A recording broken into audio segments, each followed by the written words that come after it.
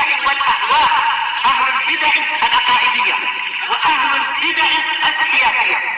نقول بيننا وبينكم السلف، بيننا وبينكم الكتب، كان فيقول البدع بيننا وبينكم. Bismillahirrahmanirrahim. Alhamdulillahilladzi arsala rasulahu bil huda wa dinil haq liyudhhirahu 'alad dini kullihi wa kafaa billahi shahida. Wa asyhadu an la ilaha illallah wahdahu la syarikalah iqraran bihi wa tauhida. Wa asyhadu anna Muhammadan 'abduhu wa rasuluh sallallahu alaihi wa ala alihi wa sallama tasliman mazida la nabiyya ba'dah. Ikhwani fid din, azzani wa azzakumullah. Kita lanjutkan bacaan terhadap kitab Syarah Ad-Durusul Muhimmah li 'Ammatil Ummah karya Asy-Syaikh Al-'Allamah Abdul Aziz Ibnu Abdullah Ibnu Baz rahmatullahi alaih. Yang mana pembahasan kita masih seputar amalan-amalan yang bisa menghancurkan keimanan seorang hamba. Yang pertama adalah asyirku billah. Kemudian yang kedua adalah sihir, atau yang pertama adalah sihir, yang kedua adalah ruqyah yang tidak syar'i, kemudian yang ketiga adalah tamaim, jimat-jimat. Sekarang yang keempat, barakallahu fikum, perhatikan baik-baik yang keempat. Qala al-mu'allifu asbahullah, halaman 203.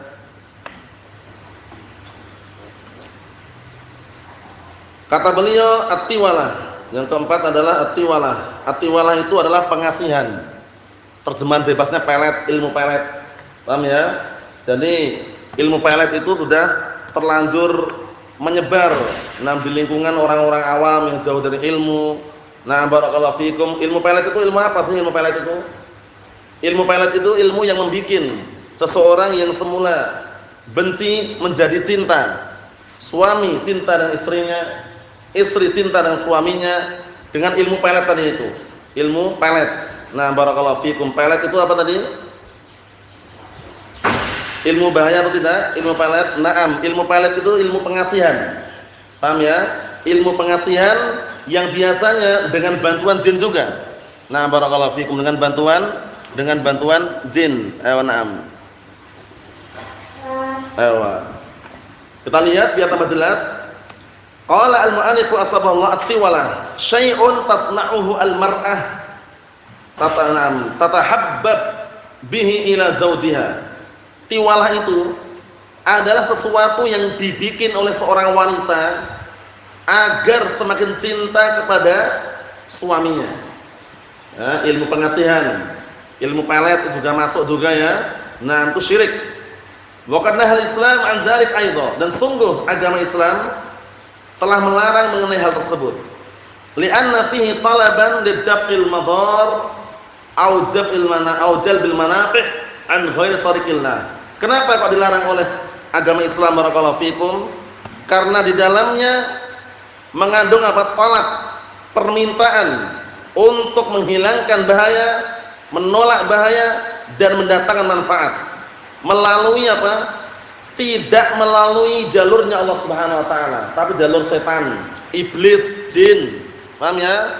Jadi ilmu pelet itu ilmu pengasihan yang biasanya orang-orang awam yang mereka jauh dari ilmu datang ke dukun. Paham ya? Datang ke paranormal kata mereka. Nah, agar istrinya semakin cinta dengan suaminya atau sebaliknya, suami cinta dengan istrinya, atau bahkan mereka gunakan tidak pada tempatnya. Yaitu apa? Untuk memelet orang. Paham ya? Pelet tadi apa Ahmad? Bukan pakan lele ya. Paham ya? Pakan lele itu pelet juga, tapi ini ilmu pelet berbahaya. Nah, barakallahu fikum. Nah, ilmu yang membuat apa tadi? Seseorang menjadi cinta kepada orang lain. Paham ya? Itu ilmu pelet, bahasa Arab tiwalah, ilmu pengasihan. Nah, Allah musta'an. Kita lihat. Walidzalika waradal hadis, oleh karena itu datang hadis innar ruqa. Itu yang tepat ruqa ya, di dalam kitab itu riqa. Itu harokatnya keliru. Yang tepat harokatnya dhammah di atas tasydid ra itu, ar-ruqa. Innar ruqa wat tamaim wat tiwalah syirkun. Sesungguhnya ruqyah dan jimat-jimat serta ilmu pengasihan itu adalah syirik. Paham ya? Ruqyah yang bagaimana yang syirik? ruqyah yang sumbernya bukan dari Al-Qur'an dan bukan dari As-Sunnah. Seperti bacaan qomat kamit yang enggak jelas, paham ya? Itu masuk dalam kategori apa? Masuk dalam kategori ruqyah yang tidak syar'i. Adapun ruqyah yang sumbernya dari Al-Qur'an, sumbernya dari As-Sunnah, doa-doa yang syar'i, maka itu tidak masalah. Apa kata Rasulullah SAW kemarin dalam hadis ketika ditanya mengenai ruqyah-ruqyah yang mereka lakukan di zaman jahiliyah, la ba'sa birruqa ma lam takun syirkan. Tidak masalah dengan ruqyah-ruqyah yang ada selama tidak ada apa? Kesyirikan. Karena ada ya para dukun atau yang semisalnya terkadang membacakan jampi-jampi, qomat kamit enggak jelas apa yang dibaca, sambil apa kemarin? Ngunyah kelapa. Setelah dibacakan qomat kamit, Al-Fatihah atau yang semisalnya disemprotkan kepada pasiennya. Paham ya? Nah, barakallahu fiikum, itu ada model seperti itu. Yang jelas apa? Walaupun sumbernya dari Al-Qur'an, Al-Fatihah, tapi kalau caranya tidak syar'i, tidak apa? Diperkenankan. Paham ya? Dengan cara mengunyah kemenyan, mengunyah gula Jawa, mengunyah kelapa, kemudian membaca Al-Fatihah 7 kali, paham ya? Semprotkan ke pasiennya, paham ya? Itu apa? Itu tidak syariatkan. Kalau Al-Fatihah sendiri na'am. Paham ya? Ruqyah dengan surat Al-Fatihah na'am, tapi caranya jangan seperti orang-orang dukun atau yang semisalnya. Mahum salah ya? Ayo na'am barakallahu fikum. Adapun mereka berdalilkan dengan kisahnya Ali bin Abi Thalib. Katanya dahulu Rasulullah juga pernah menyemprot matanya Ali bin Abi Thalib kemudian sembuh. Awal mula kan Ali bin Abi Thalib mau dikasih bendera. Ketika awal perang Khaybar ya enggak? Nah barakallahu fikum. Nah atau ketika apa? Suatu perangan kemudian Rasulullah mengatakan la'utiyanna rayata ghadan. Sungguh aku akan berikan bendera ini besok kepada orang yang ciri-cirinya bagaimana? Rajulan yuhibbullaha wa rasulahu wa yuhibbuhullahu wa rasuluhu. Kepada seorang yang dia cinta Allah dan cinta Rasulnya, Allah dan Rasulnya cinta dia. Akhirnya segenap para sahabat apa? Berbisik-bisik, jangan-jangan siapa? Fulan atau jangan-jangan si fulan, jangan-jangan si alan. Ternyata tidak ada satupun yang tepat. Rasulullah ternyata apa yang diinginkan? Ali bin Abi Thalib radhiyallahu anhu. Setelah dipanggil, mengutus utusan untuk memanggil Ali bin Abi Thalib, beliau sakit matanya. Setelah sakit bagaimana? Dipanggil oleh Rasulullah SAW. Setelah itu didoakan, nah barakallahu fikum, diludahi matanya sembuh, seakan-akan enggak ada penyakit sama sekali. Nah, ini jadikan dalil orang-orang ahlu bidah wad dhalal untuk apa? Untuk penyembuhan. Terkadang ludah itu bisa. Kita katakan ludah kalian itu beda dengan ludah Rasulullah sallallahu alaihi wa ala alihi wasallam. Karena kalau Rasulullah kan ada berkahnya. Ludahnya memang Allah Subhanahu wa taala berikan keberkahan. Paham ya? Kepada Rasulullah SAW. Adapun ludah-ludah manusia, ludah kita misalkan, antum semprotkan kepada pasien ya tambah apa? Tambah rusak. Paham ya? Allah musta'an. Jadi jangan sampai ikut-ikutan kemudian dengan dalil yang apa? Yang dalil tersebut sebenarnya khusus tapi mereka pakai untuk umum. Macam-macam ya terkadang ya. Al-bidah wad dhalal di dalam menggunakan dalil itu terkadang untuk menguatkan hawa nafsunya. Seperti kisahnya siapa itu? Kisahnya Rasulullah ketika berjalan melalui kuburan. Ada 2 orang diadab dalam kuburan. Kemudian menancapkan apa? Pelepah apa?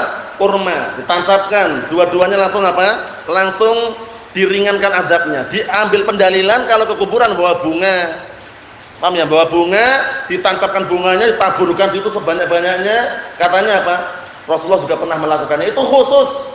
Paham ya? Khusus Rasulullah sallallahu alaihi wasallam. Beliau tahu karena mendapatkan wahyu bahwasannya yang di dalam kuburan sedang diadab. Adapun manusia biasa seperti kita tahu dari mana? Kita enggak tahu kalau dia diadab atau tidak. Sehingga tidak bisa dipakaikan untuk apa? Tidak bisa dipakai atau dijadikan hujjah. Na'am barakallahu fikum. Kita lihat lagi biar tambah jelas. Innar ruqa wat tama'im wat tiwala syirkun. Sesungguhnya ruqyah-ruqyah yang tidak syar'i, jimat-jimat dan tiwalah yaitu ilmu pengasihan tadi adalah kesyirikan. Rawahu Abu Dawud wa Ibnu Majah an Ibnu Abbas. Naam. Man ta'allaqa syai'an mukila ilaih. Barang siapa yang menggantungkan diri, menggantungkan dirinya kepada sesuatu, maka dia akan apa? Dibebankan kepadanya. Akan diserahkan urusannya kepadanya. Allah Subhanahu wa taala tidak peduli lagi. Paham ya? Contohnya dia bergantung pada pohon, ya udah pohon itu yang ngurusin dia. Paham ya? Nah, barakallahu fikum. Atau dia contohnya bergantung kepada barakallahu fikum batu besar misalkan. Ya udah itu batu besar itu yang ngurusin dia. Maksudnya Allah taala berlepas diri. Man ta'allaqa syai'an wukila ilaih. Barang siapa yang menggantungkan hatinya, dirinya kepada sesuatu, maka apa? Wukila ilaih, maka dibebankan kepada sesuatu tersebut. Allah Subhanahu wa taala tidak apa? Tidak mau lagi. Naam. Kita lihat, wa man i'taqada anna syai'an min dzalika al-manhi anhu lahu ta'sirun khasun fi shifa'il marid aw qada'il hajah aw daf'il bala aw raddid da'i aw ma syabahu dzalik takhalallahu anhu wa tarakahu ila ma'taqadah, ya kan? Artinya apa? Barang siapa yang meyakini bahwasannya ada sesuatu yang dilarang tersebut, jimat, klenik, jampi-jampi, memiliki ta'sir pengaruh khusus untuk menyembuhkan orang yang sakit, untuk menunaikan hajatnya, kebutuhan orang yang butuh, atau untuk menolak bala, atau untuk apa? Nah, barakallahu fikum, mengembalikan orang yang hilang, atau yang semisalnya, takhalallahu anhu, Allah Ta'ala berlepas diri dari orbit orang tersebut, wa tarakahu, dan Allah Ta'ala tinggalkan orang tadi ila ma'taqada, kepada apa yang dia yakini, berlepas diri sudah. Paham ya? Jadi hati-hati menggantungkan rezeki kita kepada Allah Subhanahu wa taala, dan seyakin-yakinnya obat itu hanya sekedar perantara, hanya sebab obat yang kita minum, yang antum konsumsi, baik habat sauda, madu, jintan hitam, paham ya, atau paracetamol, itu obat itu hanya apa? Sebab, bukan obat itu yang menyembuhkan. Kalau antum sama meyakini obat itulah yang menyembuhkan, syirik. Paham ya? Tapi hanya sebab. Terkadang orang minum paracetamol 4 tablet pun enggak sembuh juga, karena belum saatnya. Kadang ada orang yang tidak minum obat, cuma istirahat, sembuh juga karena sudah saatnya, takdir Allah Subhanahu wa taala. Paham ya? Jadi obat itu bukan apa? Bukan memiliki pengaruh secara tersendiri, tapi hanya apa tadi? Sebab. Mahum ya? Jangan sampai antum meyakini, wah anak kalau enggak minum paracetamol itu enggak sembuh katanya. Kadang orang kalau udah ketagihan gitu kan, anak kalau enggak paracetamol enggak sembuh. Jangan bilang gitu. Paham ya? Kesembuhan itu milik Allah Subhanahu wa taala. Paracetamol itu hanya sebab. Paham ya? Nah, barakallahu fikum, seperti itu. Jangan sampai antum meyakini obat itulah yang menyembuhkan antum, jangan, keliru. Tapi apa? Yakinilah Allah Subhanahu wa taala yang menyembuhkan, adapun obat-obat tadi hanya perantara dan sebab. Nah, barakallahu fikum. Ikhwani fid din, azza wa jazakumullah. Kita lihat lagi. Faqad qala Rasulullah sallallahu alaihi wasallam, "Man ta'allaqa syai'an wukila ilaih." Akhrajahu Tirmidzi wal Imam Ahmad. Apa artinya? Barang siapa yang menggantungkan dirinya, hatinya kepada sesuatu, maka dia akan dibebankan kepada sesuatu tersebut. Diserahkan urusannya kepada sesuatu tersebut. Allah Ta'ala enggak peduli lagi. Allah Subhanahu wa taala berlepas diri. Karena seharusnya menggantungkan sesuatu kepada siapa seharusnya? Kepada siapa? Allah Subhanahu wa taala. Qul huwallahu ahad, Allahus samad, dalilnya. Allahus samad. Katakanlah dialah Allah Ta'ala zat yang maha tunggal, satu. Allahus samad. Apa artinya Allahus samad? Yaitu Allah Subhanahu wa taala adalah zat yang semua makhluk bergantung kepadanya. Kebutuhan makhluk semuanya bergantung kepada Allah Subhanahu wa taala. Jangan sekali-kali antum dan kita semuanya menggantungkan rezeki kehidupan kita sehari-hari kepada seseorang. Jangan. Itu sangat keliru. Paham ya? Tapi gantungkanlah rezeki kita kepada Allah Subhanahu wa taala, sehingga kalaupun manusia yang ada di sekeliling kita meninggal, Allah Subhanahu wa taala hayyun la yamut. Zat yang maha hidup, tidak pernah mati. Tapi kalau antum gantungkan rezeki antum gantungkan ma'isyah antum gantungkan kehidupan antum pada seseorang, kalau seseorang meninggal dunia, bingung antum. Kita semuanya bingung, tapi sandarkan kepada Allah Subhanahu wa taala, zat yang tidak pernah mati, zat yang maha hidup. Nah, barakallahu fikum. Kita lihat lagi. Maksudnya adalah, nah, barakallahu fikum, man ittahabbahu ila ghairillah wa ta'allaqa qalbahu bihi wa nasiya rabbah wakalahu Allahu lahu. Artinya barang siapa yang dia justru sangat mencintai sesuatu kepada selain Allah Subhanahu wa taala dan menggantungkan hatinya kepada selain Allah Subhanahu wa taala dan melupakan Rabbnya, maka sungguh Allah taala akan bebankan urusan dia itu kepada sesuatu tersebut. Amma man ta'allaqa qalbahu billah wa fawwada amrahu ilaihi wa tawakkala alaihi kafahu Allahu kulla su'in. Adapun barang siapa yang menggantungkan hatinya kepada Allah dan menyerahkan urusannya semuanya kepada Allah, dan bertawakal kepadanya, niscaya Allah Ta'ala akan memberikan kecukupan pada orang tersebut. Allah Ta'ala akan memberikan kecukupan dan menyelamatkan dari segala kejelekan. Wasahhala lahu kulla sa'bin wa najahin min kulli fitnah. Dan Allah Ta'ala akan permudah bagi orang tersebut setiap kesulitan, dan Allah Ta'ala akan barakallahu fikum selamatkan dari segala fitnah. Itu kalau apa? Menyandarkan semua urusannya kepada siapa? Allah Subhanahu wa Ta'ala. Ketika antum sedih, ketika antum susah, jangan antum menyandarkan curhatnya full kepada seseorang, jangan. Paham ya?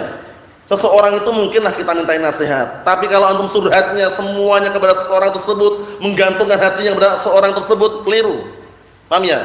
Wa ufawwidu amri ilallah. Serahkan urusannya kepada Allah Subhanahu wa Ta'ala. Kita hanya bisa apa? Banyak-banyak berdoa, kemudian memperbaiki amalan-amalan kita. Di antaranya apa tadi? At-tawakkal.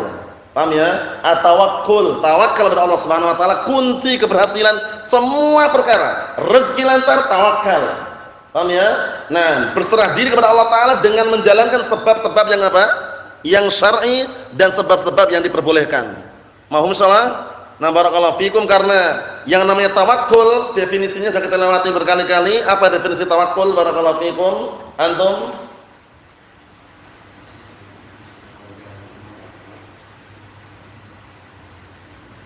Apa? Fi jalbi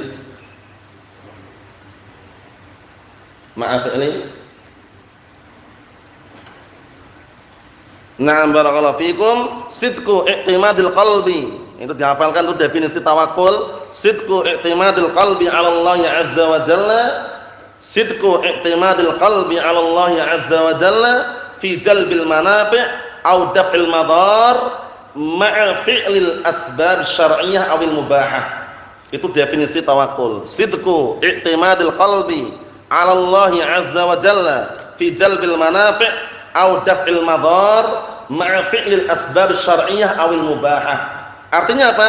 Jujurnya penyadaran hati kepada Allah Subhanahu wa Ta'ala di dalam meraih kebaikan dan menolak bahaya dengan cara apa? Dengan cara mengerjakan sebab-sebab yang syar'i atau yang diperbolehkan.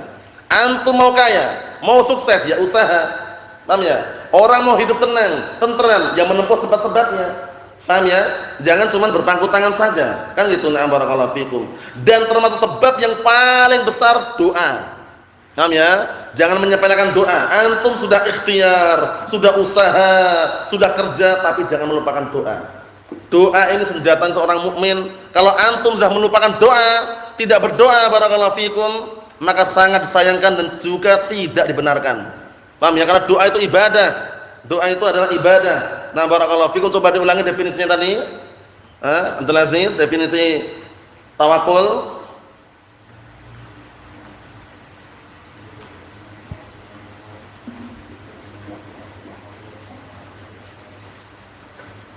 Awil mubahah. Ada tambahan itu ya. Jadi definisi tawakkul, nah disebut para ulama dengan definisi yang sangat bagus sekali, bukan berpangku tangan tapi ada fi'li asbab syar'iyyah awil mubahah. Paham ya? Sidqu i'timadil qalbi 'ala Allah azza wa jalla fi jalbil manafi' aw daf'il madar ma'a fi'lil asbab syar'iyyah awil mubahah. Jujurnya penyadaran hati kepada Allah Subhanahu wa Ta'ala di dalam meraih suatu kebaikan atau menolak bahaya dengan cara apa? Dengan cara mengerjakan sebab-sebab syar'i atau apa? Atau sebab-sebab yang diperbolehkan. Paham ya? Antum mau sembuh, minum obat. Boleh. Tapi jangan meyakini obat itu menyembuhkan. Itu hanya sebab saja. Paham ya? Sampai-sampai Rasulullah SAW mengatakan, ya ibadallah tadawu. Wahai hamba-hamba Allah Ta'ala, berobatlah kalian. Fa innallaha ma anzalallahu da'an illa wa anzalalahu syifa. Karena Allah SWT tidaklah menurunkan suatu penyakit melainkan menurunkan padanya obatnya juga, itu loh. Paham ya? Nah, jadi minum obat tidak masalah. Berobat tidak ada larangan. Tapi jangan meyakini obat itulah yang menyembuhkan, tapi yakinilah obat itu hanya sebab. Adapun yang menyembuhkan secara mutlak siapa? Allah Subhanahu wa Ta'ala. Kita lihat, Allah Ta'ala berfirman, "Wa may yatawakkal 'alallahi fa huwa hasbuh."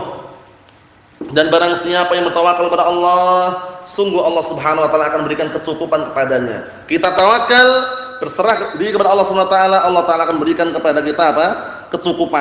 Kecukupan mengenai apa? Ma'isyah, kehidupan, rasa cukup. Itu karena modalnya tawakal kepada Allah Subhanahu wa taala. Kalau dari as-sunnah apa dalilnya? Hadis yang berulang-ulang yang antum semuanya hampir menghafalnya, bahkan pernah menghafal di dalam kitab apa? Arba'in An-Nawawiyah. Nah, barakallahu fikum, karena hadis Arba'in An-Nawawiyah itu ada yang 42, ada yang 50 ya. Nah, barakallahu fikum. Sana sebutkan apa hadis yang sangat bagus sekali mengenai apa? Dorongan motivasi untuk bertawakal. Karena apa? Burung saja itu enggak diam di sangkarnya, pergi pagi hari mencari ma'isyah, mencari kehidupan, pulang sore hari dalam perut penuh. Itu burung padahal. Lah kita siapa? Kita bukan burung. Paham ya? Kita ini manusia lebih sempurna, harusnya paham kan gitu.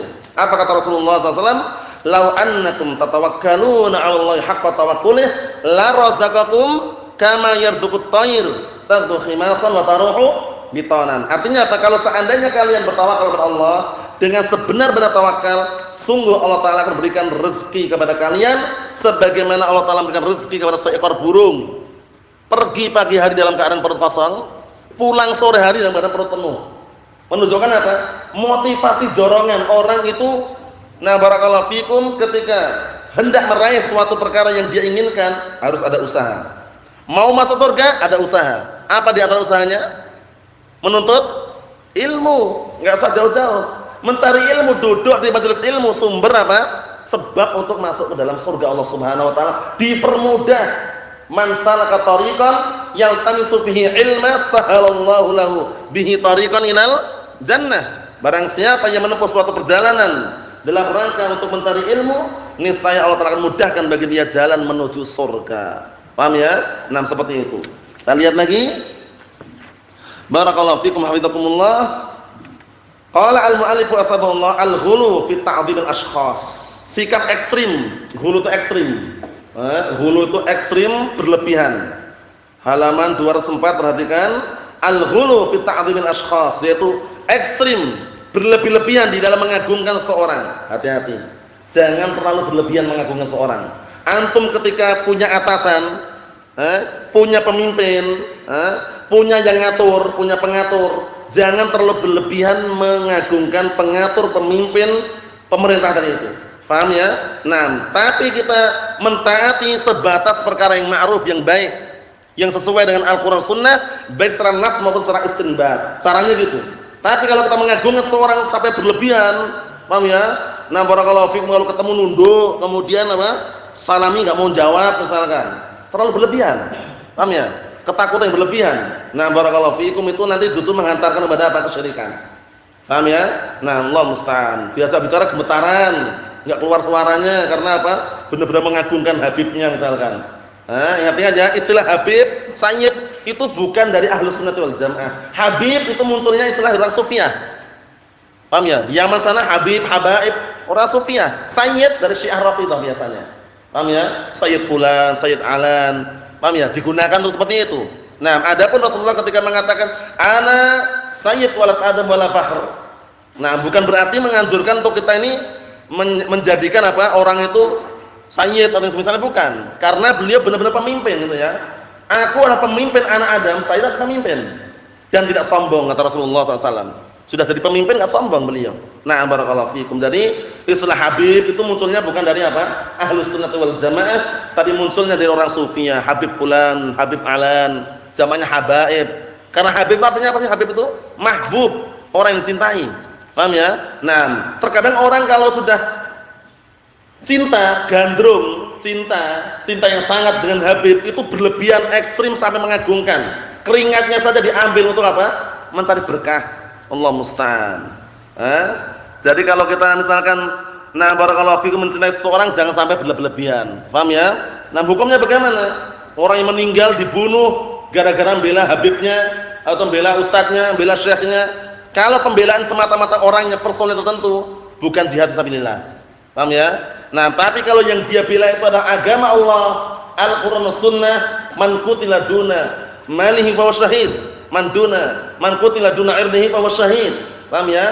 Yang terbunuh karena membela hartanya, kehormatannya, agamanya, maka dia mati syahid. Tapi kalau membela personil tertentu, walaupun dia terbunuh saat itu, untuk dikatakan syahid berat. Tapi kalau dia misalnya terbunuh, terdolimi, mungkin dilihat faktornya, kan itu. Untuk syahid itu berat sekali. Untuk kita katakan syahid, karena apa? Karena semata-mata membela habibnya atau gurunya atau syekhnya. Allahul musta'an, hati-hati ya. Karena terkadang kalau orang udah ekstrim, udah asabiyah fanatik, itu yang dibela bukan kebenaran lagi, orangnya itu loh ya.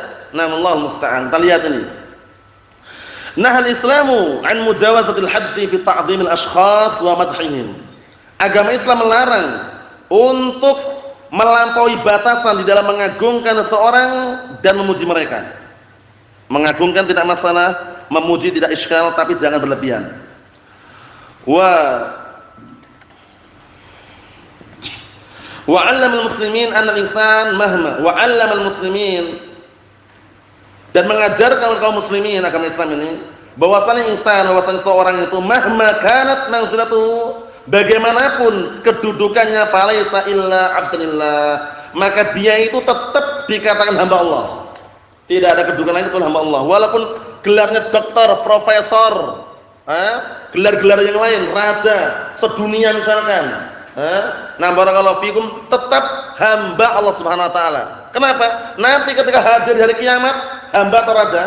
Hamba. Kita lihat dalilnya. Qala ta'ala, Allah Ta'ala berfirman, in kullu man fis samawati wal ardi illa atir rahmani 'abda. Tidaklah ada semua yang ada di langit dan bumi kecuali nanti datang di hadapan Allah Subhanahu wa taala 'abda, dalam keadaan hamba. Paham ya? Enggak ada raja gitu, enggak ada. Semuanya di bawah kekuasaan Allah Subhanahu wa taala. Jadi jangan sombong. Mafhum insyaallah ini? Jangan sombong karena kekuatannya sangat kuat. Karena dia punya kekuatan yang sangat kuat, sombong, songkak, meremehkan yang lainnya, jangan. Paham ya? Nah, barakallahu fikum. Tapi apa? Tetap Abdullah, hamba Allah Subhanahu wa taala. Nah, datang dalam keadaan hamba walaupun raja di dunia. Naam. Wa qad nahal Islamu an dzalik, dan sungguh agama Islam telah melarang hal tersebut, liyabqa tauhid nafiyan khalisan, naqiyan khalisan. Kenapa tujuannya agama Islam melarang? Agama Islam melarang hal tersebut dikarenakan agar tauhid ini tetap ada dalam keadaan suci dan murni. Waliyakunal amal khalisan lillahi wahda wa la yuqsad bihi illa wajhah. Artinya apa? Dan agar amalan ini murni untuk Allah semata dan tidak diinginkan dengan amalan itu kecuali illa wajhah, kecuali wajah Allah Subhanahu wa taala. Paham ya? Nah, orang kalau beramal ya upayakan ini. Karena kunci untuk apa? Bisa melihat Allah Subhanahu wa taala, berjumpa kepada Allah Subhanahu wa taala, apa kuncinya? Kuncinya adalah beramal amalan saleh dan tidak berbuat kesyirikan kepada Allah Subhanahu wa taala, seperti itu. Naam. Allahul musta'an. Apa dalilnya? Antum? Akhir surat Al-Kahfi itu. Faman kana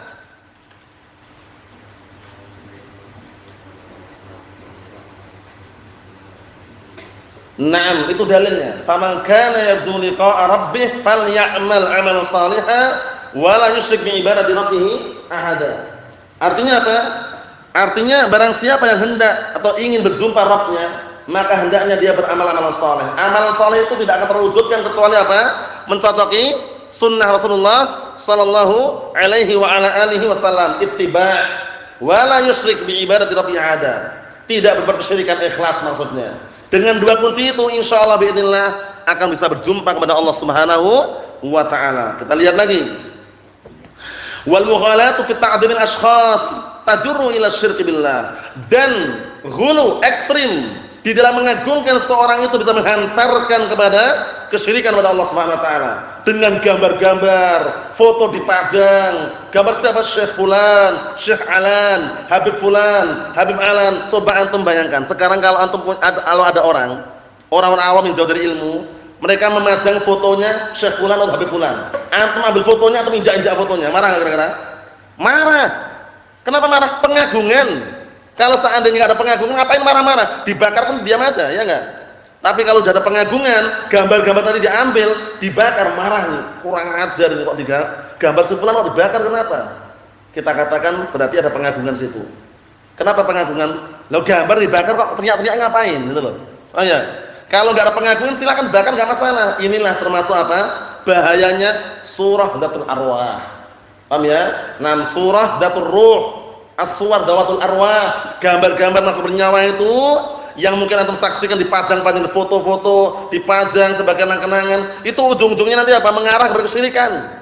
Ada unsur pengagungan di dalamnya. Paham ya? Nah, kalau nggak percaya satu aja buktikan. Buktikan tapi dengan cara yang halus ya. Nah, ambil gambarnya, mungkin di rumah yang masih ada gambarnya itu, ngomong sama orang tua. Orang tua yang belum paham misalkan ya, "Pak, Bu, ini gambarnya tak bakar ya, Pak?" Mungkin marah-marah. "Jangan, ini gambarnya Mbah Fulan dulu," katanya. Paham ya? Gambarnya Syekh Abdul Qadir Al-Jailani katanya. Allahu musta'an. Diagungkan ya, ada unsur kesyirikan di situ. Allahul musta'an. Naam. Oleh karena itu gambar-gambar makhluk nyawa dipadamkan, dihilangkan, disirnakan, ditiadakan kecuali yang masuk dalam kategori apa? Darurat. KTP, paspor, uang dan yang semisalnya yang itu bukan kehendak kita tapi kehendak pemimpin-pemimpin atau mereka yang mengharuskan. Paham ya? Adapun yang kita bisa hilangkan, hilangkan. Jangan bermudah-mudahan. Gambar yang di kaos, gambar di buku tulis, gambar di pasta gigi, gambar di sabun, hapus semua gambar kepalanya. Paham ya? Hancurkan kepalanya, padamkan kepalanya, sirnakan kepalanya. Paham ya? Itu karena apa? Sudah milik kita dan kita mampu, ya enggak? Adapun uang itu masuk dalam kategori darurat yang kita tidak bisa mengelak. Kenapa enggak bisa mengelak? Antum hapus pakai spidol permanen itu, gambar kepala Soekarno Hatta, antum untuk beli pom bensin enggak laku. Beli di mana juga enggak laku juga. Paham ya? Itu urusan mereka ya, urusan mereka. Antum punya KTP, antum hapus kepalanya. Mana KTP-nya, Pak? Antum lagi ngurus sesuatu di kantor itu nih, Pak. Kok kepalanya dihapus? Haram. Paham ya? Itu darurat urusan mereka sudah. Paham ya? Yang kita sekarang sudah mampu dan memiliki dan bisa bergerak, gerakkan. Yang di rumah, di masjid misalkan punya makanan, punya minuman, punya kertas atau yang semisal ada gambar kepala, hancurkan kepalanya. Paham ya? Innamas surah hiya ras fa idza quti'a ras fala surah. Kata Rasulullah SAW dengan semakna. Artinya apa? Gambar makhluk bernyawa itu haram karena kepalanya itu. Kalau kepala sudah dipotong, dihancurkan, dipadamkan, disirnakan, dihilangkan, maka gambar tersebut tidak diharamkan lagi. Kepalanya intinya ya. Nah, barakallahu fikum. Jangan bermudah-mudahan ya. Karena sekarang mungkin aja, bahkan bukan sekarang, bahkan banyak sekali generasi-generasi berikutnya menganggap remeh itu. Boneka, katanya Aisyah juga dulu mainan boneka katanya. Kita katakan boneka yang dipakai main anak kecil, pakai dari kain itu seberapa sih? Juga nggak ada wujud kepalanya. Bentuknya itu mah sederhana kita aja, tangan, kaki gitu aja. Ini kayak apa? Kecebong itu. Bentuknya kayak kita aja udah. Paham ya? Tapi ada kepalanya. Sekarang tuh lihat boneka-boneka panda ya enggak?